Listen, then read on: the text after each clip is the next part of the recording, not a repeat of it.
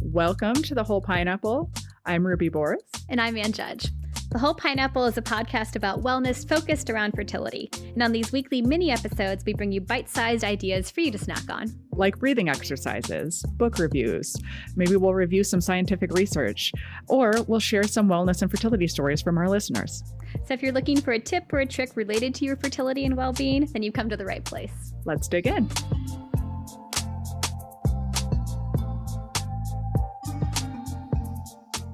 First of all, infertility sucks.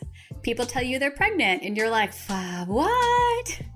When each month's a reminder of all you don't have, it's a normal response to be sad or be mad. But if you find yourself thinking, what else can I do? Listen on for support from your pineapple crew. Oh my God. Welcome to Poetry Snack Week.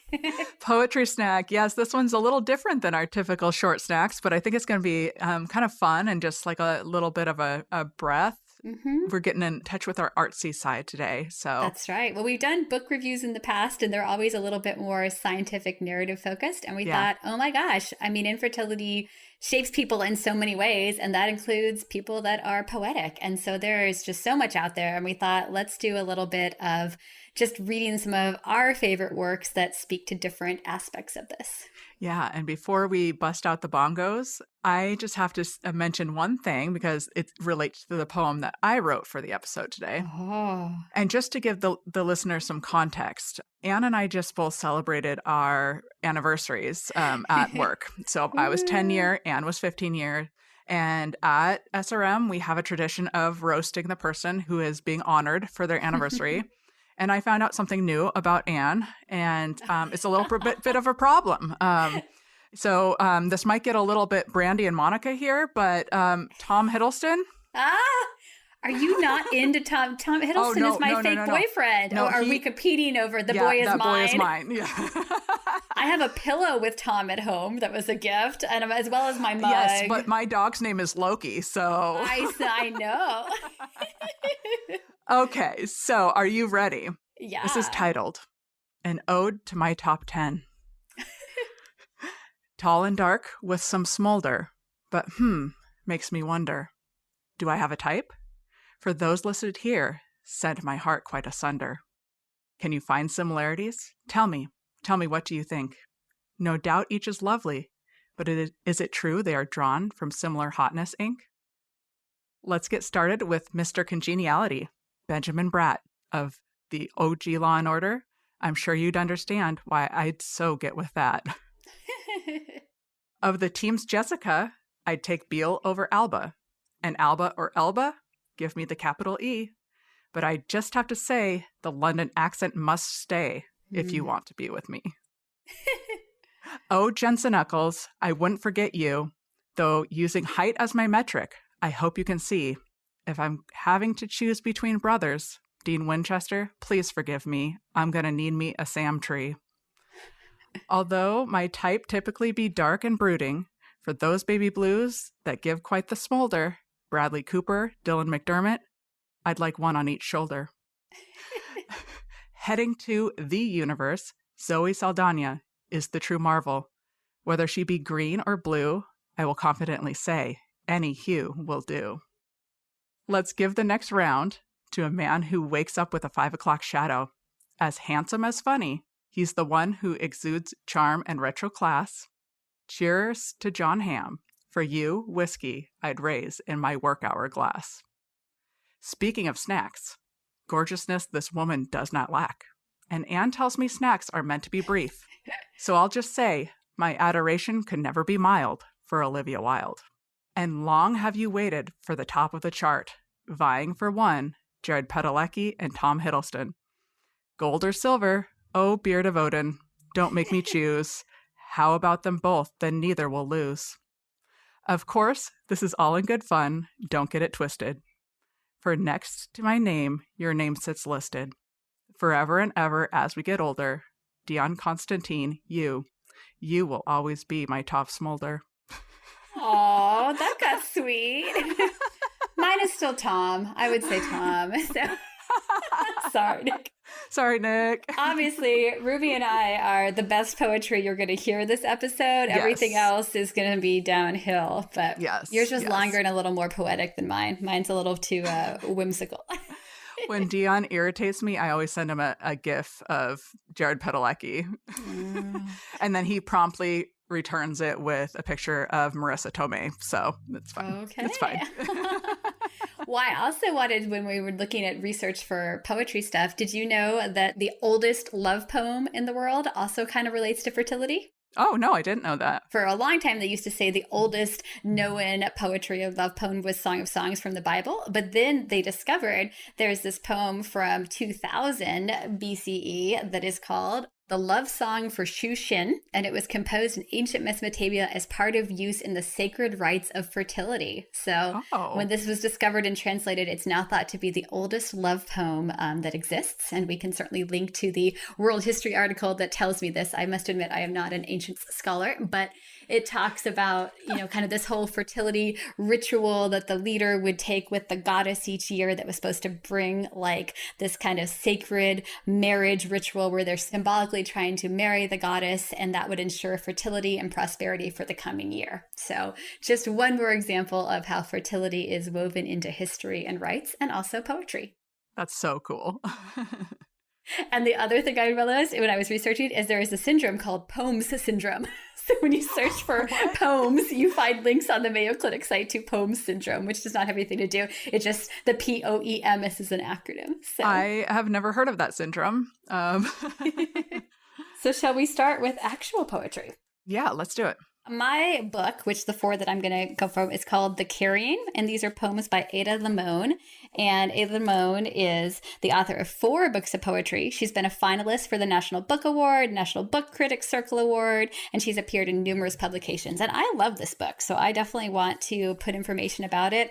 It covers a lot of things, and the themes of her journey with fertility are kind of woven into it, but the poems relate to a lot of other, experiences that were happening to her. So I'm just going to read a few of the ones that most spoke to me.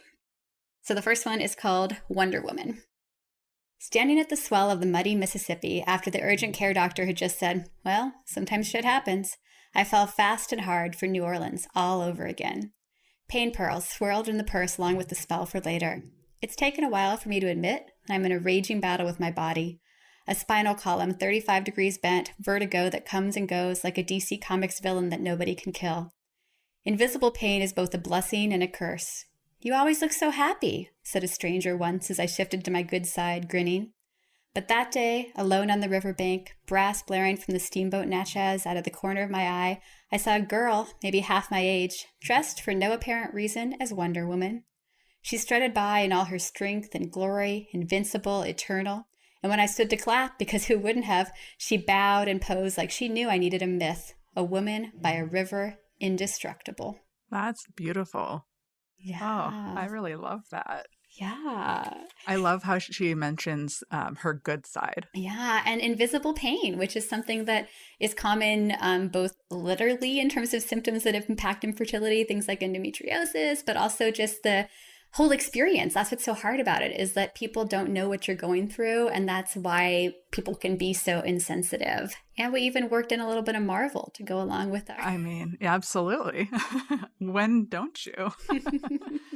So the book that I got most of my poems from is called Heart Talk, Poetic Wisdom for a Better Life by Cleo Wade. And it's not really fertility specific, but a lot can be applied to the experience. So this one is titled Love Never Lies. Shame never tells the truth. It tells you are not good enough. The truth is you are. It tells you have to be perfect. The truth is you don't. It tells you your mistakes are fatal wounds. The truth is you heal.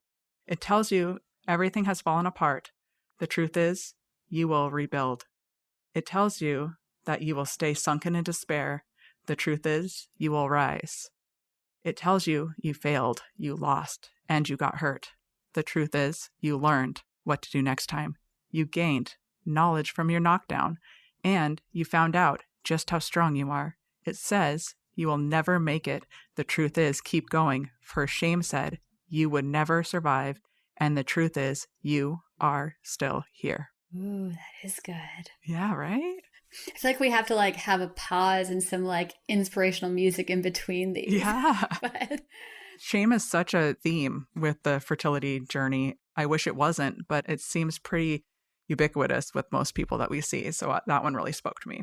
and it shouldn't be. I mean, that's so interesting because you think about so many medical diagnoses, and there definitely are some that there's that component to. But in the general, for most things, if you share that you've been going through something, people just are sympathetic to you. And I don't know why.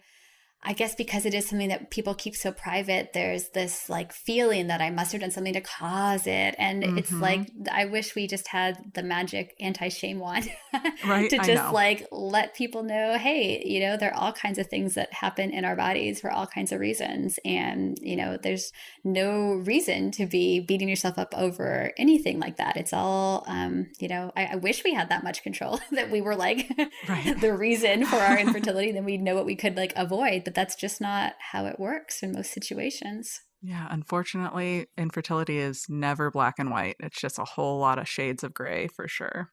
All right, Anne, what do you have next? All right, my next one I like. We all tried to pick ones that were a little bit more, get through this, I think. Obviously, there's a lot of ones if you're looking to just kind of be in the moment, but we want these to have airs of strength. And so this one is, all of mine are from the same book, from Carrying. The Carrying. So this one is called Instructions on Not Giving Up. More than the fuchsia funnels breaking out of the crabapple tree, more than the neighbors' almost obscene display of cherry limbs shoving their cotton candy-colored blossoms to the slate sky of spring rains, it's the greening of the trees that really gets to me. When all the shock of white and taffy, the world's baubles and trinkets leave the pavement strewn with the confetti of aftermath, the leaves come. Patient, plodding, a green skin growing over whatever winter did to us. A return to the strange idea of continuous living despite the mess of us, the hurt, the empty. Fine then. I'll take it, the tree seems to say. A new slick leaf unfurling like a fist. I'll take it all. Oh, I love that. Again, I cannot love this book more. I was really like, well, first of all, I ordered it and then it was delayed in shipment. I was like, oh no, what if it doesn't come on time? I can't just grab a few off the internet. And then it came and I read it and I was like, every poem is like talking about something different, but I just love the way she describes things. And I think a lot of our episodes, we've talked a lot about nature, and it's true. Like you can get so much comfort from looking at all these things in the natural world that are on these patterns and that, bloom after fires and storms. And, there's that sense that the cycle can continue and that you are strong enough to get through it. Yeah. And I have one that is kind of like a hell yeah kind of thing. So, same book, and it's titled Brave Enough to Show Up. Yell if you need to. Need if you need to. Live while you are here. The world does not need your silence. The world does not need you to say you are fine when you are not. And then just to follow up on that, there's another little short one entitled How to Keep Going. Pause, breathe, repair your universe, proceed. Ooh. Short and sweet. Which is what we need sometimes. I mean, as cheesy as it might be, like sometimes you need those affirmations posted on the mirror or just the reminder that, sometimes just keeping going is what you do. Yeah. Sometimes you just need that little just keep swimming. So. All right. You want another? Yes, let's go for it. This one I really related to because I felt like I was in situations like this a lot back when I was going through fertility. So this is called Mastering. I'm in Texas at a bar with a friend who doesn't drink anymore, and I've missed him. We order food and share and talk aging bodies in Mexico and how the mind goes mad. We talk about a friend who's going blind, the pressure on his brain, how much we admire his fierce allegiance to this world, his unflagging wail into the abyss. I like being at this bar with this man I admire, but don't love, don't need to fleece for affection. It makes me feel all grown up, like I should get a good job chip too. We talk about marriage and the tender skin of the other. I lay out the plans for my upcoming wedding, a mountain named after the moon, blooms in my hair, my beloved. We've known each other for almost 15 years, my friend, with eyes the colors of clear cenote. I trust him. He leans in, tells me the real miracle, more than marriage, the thing that makes you believe there might be a God after all, is the making of a child. He stares at me, but I'm not there anymore. I don't say we've tried for a long time, been sad, been happy, that perhaps the only thing I can make is art and love. I want to tell him that's enough, isn't it? Isn't love that doesn't result in a seed, a needy body, another suckling animal still love? Isn't that supernatural? Screw your God.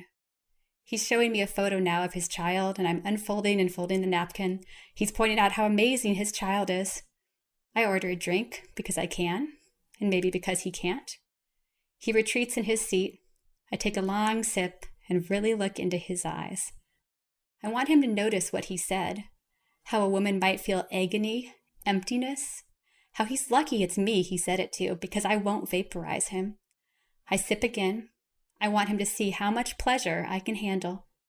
My tongue a tuning fork, how mute and mere I can be, even with these ordinary wonders he can't see swirling around us. That just really embodies what people go through when they're speaking to people that don't really understand what they're saying. Yeah. And it happens all the time. It does. It happens without them meaning to hurt us, but it still happens.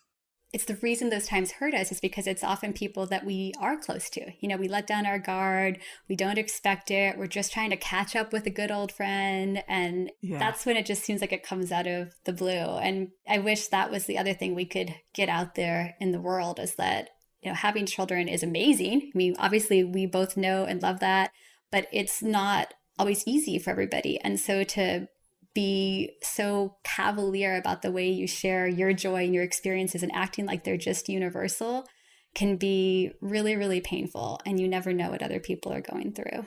You really don't. And not just for fertility, that's just in life. And this is similar because it has kind of the same vibe. And this one is, again, from Heart Talk, and I'll switch it up in the next one. It's called The Way Out and the Way Forward.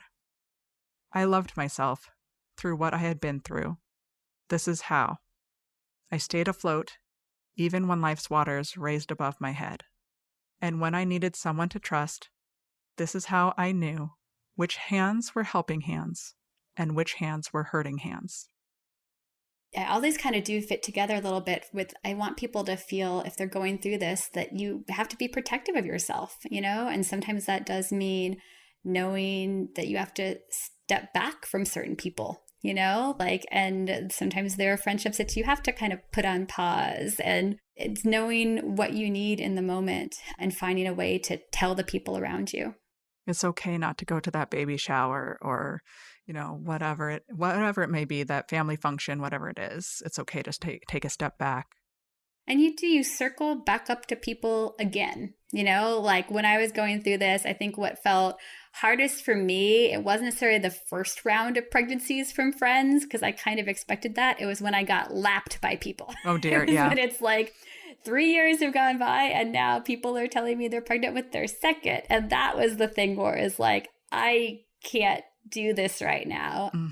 Eventually, I've reconnected with a lot of those people and it's fine. And, you know, you friendships go in and out of your life for all different kinds of reasons. And if people are really good friends, you are able to circle back up to each other later and meet each other where you are then. But I think you kind of have to at least let people know where you're from so they don't feel like they're just completely being ghosted for no reason. And then I think, you know, you do what you can to take care of yourself, and you know that you can still have those connections later. Yeah, I say it all the time. It's one of my frequent sayings. I say, protect your peace. It's needed sometimes. I have one more. How many do you have? One that is a little bit different, and then I have one for providers. Okay. And then we'll finish up with one from our very own Dr. Nicole Barker. All right. You want to do your off the path, and then I'll do mine, and then we do providers? Yeah, let's do that. So this came from a book that I stumbled across, and it's called She Dreams When She Bleeds, Poems About Periods by Nikki Tajiri. And it's an interesting book. But this is the one that I thought would be good to share. Of course, I'm allowed to feel different throughout my cycle. Sometimes I feel 1,000 different ways in a single day, hour, minute. Does anyone feel the same in the height of summer and the dead of winter? I'm now starting to notice the climbing and blooming, and then the cloaking and nesting. Spring, summer, autumn, winter. I guess I'm not crazy. I guess I'm cyclical. I like it. So much shame around periods, and it's like, oh, you know what? And we spend so much time focusing on periods here, and so sometimes it's just nice to take a step back and look at it as a cycle. And a shout out for, how that can also be hard when people don't have periods. Yeah. Like that was one of my challenges initially. I was like, I'm not in touch with nature, right? Like, why am I not having my moon cycles? I'm not natural, quote unquote. Exactly. And I had a friend from our support group who didn't have a uterus. And like, that was her thing. She's like, I found out I can't ever carry pregnancy. And now it sucks when other people complain about their periods because I wish I had that opportunity. And so it's like there are so many ways to be connected to nature and the world, and you don't feel bad if you're not having your cyclic cycles. Yes, for sure. All right, this is my last one. And again, I really recommend this book because when you read it, you see how the poems kind of talk about many different things that were going on in her life, of which fertility was just one part of it. But then I like this last one. It's called The Last Drop. You've just left your dad in Virginia with your brother after taking him to the neurologist to confirm that it is, in fact, Alzheimer's. Now you're driving to New York to get your dead ex-girlfriend's cats who need a home. And even though we weren't planning on cats, they're 15. And who's going to take them? And you know them already, so why not give some animals a home, even if it is another 20 hours of driving there and back? I tell Manuel about your travels, and he says, it's a good premise for a horrible road trip dark comedy movie. And there is something funny about it all. Your father hates cats, but they love him. And I spent a long time envious of your ex-girlfriend's beauty. Now I only miss her, and I want to love her cats for her. My memoir could be titled, Everything Was Fine Until It Wasn't. My memoir could be called, I thought I wanted a baby, but all I got was your dead ex-girlfriend's 2 old cats. My memoir could be called, Before the Wedding You Must Suffer a Little. My mother's motto is, Nothing is easy, and I tease her for it, but it's true. Before he left, your dad said he didn't understand the saying, good to the last drop. Does that mean the last drop is bad? He asked. No, I reassured. It means all of it is good. Every single drop of it is good. Oh my God, that was so just real. I really love this book. So we will definitely link to it. I recommend people get it because it hits on themes, but it's not like your every single poem is about the struggle. And part of what we also didn't want to do here is be a Pinterest board. I think if you're open about your fertility, everybody sends you little inspirational poems, and maybe that's great for you, or maybe those get a little bit cliched and repetitive. So you feel whatever feelings you need to feel to go through this. Yeah, absolutely. And that's why I like this book, Heart Talk, as well, because you can kind of flip through and find just kind of what you're feeling that day. Because sometimes even when you're feeling heavy, it's nice to read something about somebody feeling heavy, So, but I wanted to throw one in for our fertility providers as well. And this one is called What to Do with What We Learn. I did not come into this room to see the world through your eyes. I cannot do that. I came here to listen, not merely with my ears, but with my heart. Tell me your story, and may I leave loving more and knowing better. May I leave here carrying you in my spirit as I walk out of this room and into another. That's so good. It really spoke to me because isn't that some days like this got me in the hospital too. Like when you have a patient that is something horrible is going on and you have to have that face on, right? And then you go across the hallway and somebody's celebrating something. And it's like, it is like going down the hallway and changing how you present yourself, and it's not like you're not feeling those feelings, but it can be a little exhausting. So, and just knowing that your providers do feel that. Well, should we finish up with Dr. Nicole Barker's Ode to Progesterone? That sounds awesome. Okay. All right. So, Ode to Progesterone. Each day, I get the privilege to help patients in need, to educate, guide, and pray they succeed. Most days I field questions why it hasn't happened yet, and one sticks out that often makes them fret. Oh, doctor, I think I know the reason for sure. My progesterone is low, and I need the cure. I love talking about this topic and begin to explain. I wish it was this, but it's unlikely to blame. First things first, if you're not regularly seeing Aunt Flo, low progesterone is expected, and here's what to know. An egg is likely not being released. It's called anovulation, and periods will cease. To address anovulation, we first find out why, and then focus treatment on letting an egg fly. Clomiphene, letrozole, gonadotropins, to name a few. If ovulation occurs, endogenous progesterone will surely rise too. If a woman is regular with a monthly bleed, likely progesterone is released, awaiting the implanting seed. And she puts in parentheses, embryo. There is no progesterone level we aim for to guarantee success. No testing will help put fears to rest. It's annoying, I know. I wish it could be. Progesterone is essential to make things stick, you see. The chicken or egg, which one comes first? Is it lack of progesterone or an unhealthy embryo or uterus to curse? Parentheses, none of it. Alas, one can supplement progesterone with little downside, but the research is lacking to recommend patient-wide. Progesterone is safe in pregnancy and fairly cheap depending on which kind, so it's common to add if no other reason or rhyme. Just know it may not be the answer to why, and it's okay to ask provider if it's recommended to give it a try. Clinics will vary on treatments and tests, so be prepared to hear different opinions and recs. It is so necessary in reproduction, this progesterone, so if you're asking about it, believe me, you're not alone.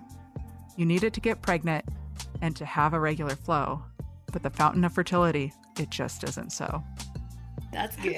Right? I know. That's on her Instagram page too, so I'll link that in our show notes. So Dr. Nicole Barker, everybody. Ooh.